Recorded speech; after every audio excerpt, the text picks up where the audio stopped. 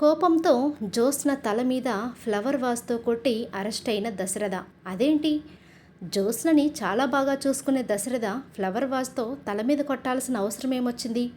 అసలు ఎవరు చూశారు, ఎలా అరెస్ట్ అయ్యాడు, ఇవన్నీ మీరు తెలుసుకోవాలి అనుకుంటే మన ఛానల్ని అయితే సబ్స్క్రైబ్ చేసుకోండి. అలాగే వీడియోని అయితే పూర్తిగా చూడండి. కార్తీక దీపం సీరియల్లో ముందుగా ఏం జరగబోతుంది అని తెలుసుకోవాలి అనుకుంటే గనక మన ఛానల్ని అయితే తప్పకుండా సబ్స్క్రైబ్ చేసుకోండి.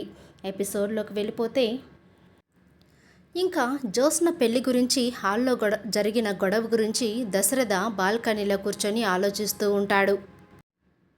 వెళ్ళి జ్యోత్స్నతో మాట్లాడదాము అనుకొని ఇంకా దశరథ బయలుదేరి జ్యోత్స్న రూమ్కి అయితే వెళ్తాడు.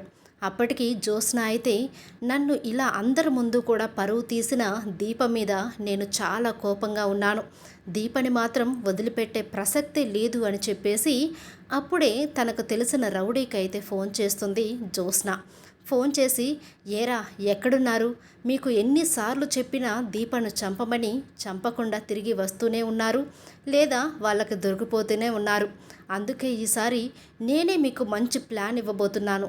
ఆ ప్లాన్ ప్రకారం చేయండి, తప్పకుండా మీరు దీపను చంపే బయటికి రావాలి అని చెప్పడం రౌడీలతో దశరథ అయితే వినేస్తాడు. వినేసి, అమ్మో ఈ జ్యోత్స్న నా కూతుర్ని చంపాలనుకుంటుంది అనుకుంటూ ఇంకా లోపలికి వెళ్ళి, జ్యోత్స్న నువ్వేం చేస్తున్నావో అర్థమవుతుందా, నువ్వేం చేస్తున్నావో ఎవరికి తెలీదు అనుకోవడం నీ పొరపాటు. పిల్లి గనక చీకటిలో పాలు తాగుతూ నన్ను ఎవరూ చూడలేదు అనుకుంటున్నట్లు నువ్వు చేస్తున్న పనులు ఎవరికీ తెలియదని నువ్వు అనుకుంటున్నావేమో, కానీ నాకు తెలుసు నువ్వు దీపను చంపాలనుకుంటున్నావు అని చెప్పేసి జ్యోత్స్నతో దశరథ అయితే అంటూ ఉంటాడు. అవును నాన్న, దీపను చంపాలనుకుంటున్నాను, అది నువ్వు విన్నావు, ఇప్పుడు ఏమైంది చెప్పు, నువ్వేం చేద్దామని అని చెప్పి ఎదురు మాట్లాడుతూ ఉంటుంది దశరథకి.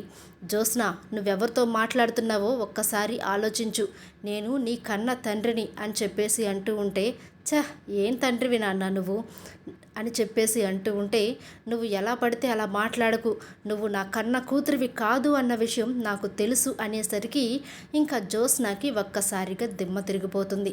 ఏంటి దాసు, డాడీకి కూడా చెప్పేశాడా నేను కన్న కూతుర్ని కాదని?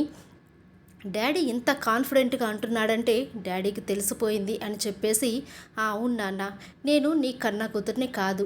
ఏమైంది అయితే ఏం చేస్తావు, ఇప్పుడు అందరికీ చెప్పేస్తావా? చెప్పేసేయి, మమ్మీ ఇప్పటికే నా మీద ప్రాణాలు పెట్టుకుంది, నేను కన్న కూతుర్ని కాదు అని తెలిస్తే మమ్మీ ప్రాణాలు పోతాయి, అంతకిష్టమైతే వెళ్ళి చెప్పు నాన్న అని చెప్పేసి దశరథని బ్లాక్మెయిల్ చేస్తూ ఉంటుంది. జ్యోత్స్న, నేను నీ మంచి కోసమే చెప్తున్నాను, నువ్వు దీపని చంపాలనుకోవడం అనేది కరెక్ట్ కాదు. దీప వారసురాలన్న విషయం నాకు, కార్తీక్కి అందరికీ తెలుసు, కానీ సుమిత్ర ఆరోగ్యరీత్యా ఈ నిజాన్ని అయితే మేము బయటకు చెప్పలేకపోతున్నాము.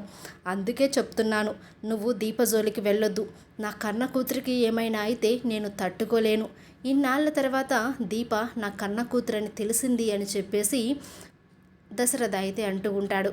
నాన్న, నువ్వేం చేసుకుంటావో చేసుకో డాడీ, నేను మాత్రం దీపను చంపే తీరుతాను అని చెప్పేసి దశరథని ఇంకా రెచ్చగొడుతూ ఉంటుంది జ్యోత్స్న.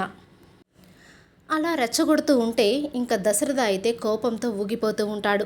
జ్యోత్స్న, నేను చెప్పింది విను, నా కూతురి జోలికి నువ్వు వెళ్ళొద్దు, నిన్ను చంపేస్తాను జ్యోత్స్న, జ్యోత్స్న నిన్ను చంపేస్తాను అని అంటూనే తనకు తెలియకుండానే పక్కన టీపాయ్ మీద ఉన్న ఫ్లవర్ వాజ్తో జ్యోత్స్న తల మీద గట్టిగా కొట్టేస్తాడు కోపంతో దశరథ, కోపంలో తెలియకుండానే.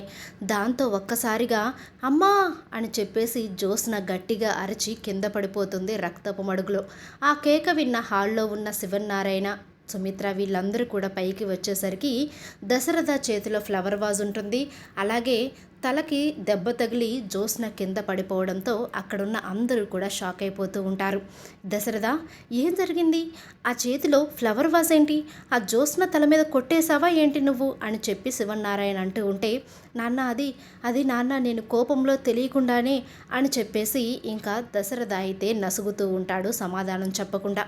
ఏవండి, ఏంటండి ఇది, కన్న కూతుర్ని తల మీద కొట్టడం ఏంటండి, అసలు మీరేనా ఇలా చేసింది, నాకు ఆశ్చర్యంగా ఉందండి అని చెప్పేసి సుమిత్ర అంటూ ఉంటే, నన్ను క్షమించు సుమిత్ర, నేను కావాలని చేయలేదు, నేను ఏదో పొరపాటున కోపంలో అలా కొట్టేశాను అని చెప్పేసరికి సుమిత్ర దశరథ మీద కోపంతో రగిలిపోతూ ఉంటుంది.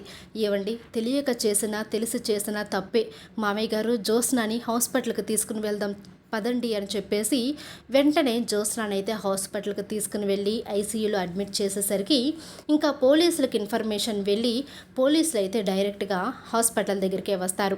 ఎవరు జ్యోత్స్న గారు అనే ఆవిడ్ని తల మీద కొట్టింది ఎవరు అనేసరికి శివనారాయణ అయితే ఏమీ మాట్లాడకుండా సైలెంట్గా ఉండిపోతాడు. కానీ సుమిత్ర మాత్రం నా భర్తే నా కూతురు తల మీద కొట్టి హత్య చేయబోయాడు అని చెప్పి సాక్ష్యం చెప్పేసరికి దశరథ ఒక్కసారిగా షాక్ అయిపోతూ ఉంటాడు. సుమిత్ర అది అని అంటూ ఉంటే, లేదండి, తప్పు ఎవరు చేసినప్పటికీ కూడా వారికి శిక్ష పడాల్సిందే. తమ్ముడు తనవాడైనప్పటికీ కూడా ధర్మం సరిగానే ఉండాలి అనే సామెత ప్రకారం మీకు మాత్రం శిక్ష పడాల్సిందే. నా కన్న కూతుర్ని మీరు చంపాలని చూశారు. అసలు మీ మొహం చూస్తుంటేనే నాకు అసహ్యం వేస్తుంది అని చెప్పేసి సుమిత్ర నానా మాటలు అంటూ ఉంటుంది దశరథని. దాంతో ఇంకా పోలీసులు వచ్చి దశరథను అరెస్ట్ చేసి తీసుకుని వెళ్తుంటూ శివనారాయణ ఎమోషనల్ అయిపోయి ఏడుస్తూ ఉంటాడు. ఏంటి భగవంతుడా ఇది, నా కొడుకేంటి తన కన్న కూతుర్ని చంపాలనుకోవడం ఏంటి, అసలు ఆ రూమ్లో ఏం జరిగింది, వాళ్ళిద్దరి మధ్య గొడవ జరగాల్సిన అవసరం ఏముంది అని చెప్పేసి శివనారాయణ ఆలోచిస్తూ ఉంటాడు. విషయం తెలుసుకొని ఇంకా కార్తీక్, దీప అయితే హాస్పిటల్ దగ్గరికి వస్తారు. అలా వస్తూ ఉండగానే దశరథని పోలీసులు అరెస్ట్ చేసుకుని తీసుకుని వెళ్ళడం దీప చూసి ఒకటే ఏడుస్తూ ఉంటుంది. బావా, నాన్నని పోలీసులు అరెస్ట్ చేసుకుని తీసుకుని వెళ్తున్నారేంటి, అసలు జ్యోత్స్న తలకి గాయం ఎలా అయింది, అసలు ఏం జరిగింది బావా అని చెప్పేసి అంటూ ఉంటే, దీప, నువ్వు స్ట్రెస్ ఫీల్ అవ్వకూడదు, నువ్వు ఇప్పుడు గర్భవతివి, అందుకే నువ్వు ప్రశాంతంగా ఉండు, ఏం జరగాలనుందో అలాగే జరుగుతుంది, అసలు లోపలికి వెళ్తేనే కదా మనకు విషయం తెలుస్తుంది, నువ్వు కంగారు పడకు అని చెప్పేసి ఇంకా కార్తీక్ అయితే దీపను సముదాయిస్తూ ఉంటాడు. ఇంకలిక లోపలికి వస్తారు. హాస్పిటల్ లోపలికి వచ్చేసరికి శివనారాయణ ఏడుస్తూ ఉంటాడు. కానీ సుమిత్ర మాత్రం చాలా కోపంగా ఉంటుంది.